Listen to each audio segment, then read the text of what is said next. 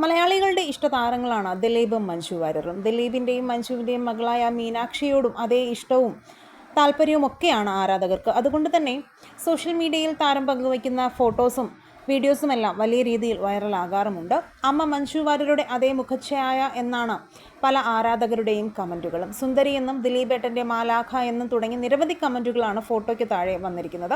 സിനിമയിൽ അഭിനയിക്കാത്ത തന്നെ താരമാണ് മീനാക്ഷി. നിരവധി ആരാധകരും മീനാക്ഷിക്കുണ്ട്. താരപുത്രിക്കായി നിരവധി ഫാൻസ് പേജുകളും സോഷ്യൽ മീഡിയയിലുണ്ട്. അടുത്തിടെയായി കാവ്യ മാധവൻ്റെ ഉടമസ്ഥതയിലുള്ള വസ്ത്രവ്യാപാര സ്ഥാപനമായ ലക്ഷ്യ ബ്രാൻഡിൻ്റെ മോഡലായും മീനാക്ഷി മാറിയിരുന്നു. അതുമായി ബന്ധപ്പെട്ട ചിത്രങ്ങളും ആരാധകർക്കായി മീനാക്ഷി പങ്കുവച്ചിരുന്നു.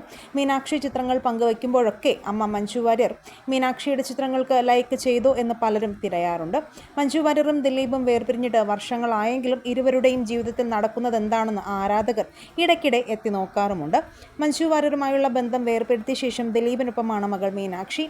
അതിൽ നിന്നും ആരാധകർക്കുള്ള ഒരു സംശയം എന്തുകൊണ്ട് മീനാക്ഷി മഞ്ജുവിനൊപ്പം പോയില്ല എന്നതാണ്. സംശയം ബാക്കി നിൽക്കുന്നത് കൊണ്ട് തന്നെ മഞ്ജു മീനാക്ഷി ബന്ധത്തിൽ ആരാധകർക്ക് ക്യൂരിയോസിറ്റി അല്പം കൂടുതലാണ്. ഡാൻസിൽ മഞ്ജുവിനെ പോലെ തന്നെ താല്പര്യമുള്ള മീനാക്ഷി ഇടയ്ക്ക് സമൂഹ മാധ്യമങ്ങളിൽ തൻ്റെ ഡാൻസ് വീഡിയോകളും പങ്കുവയ്ക്കാറുണ്ട്. ചെന്നൈയിലായിരുന്നു മീനാക്ഷിയുടെ മെഡിക്കൽ വിദ്യാഭ്യാസം.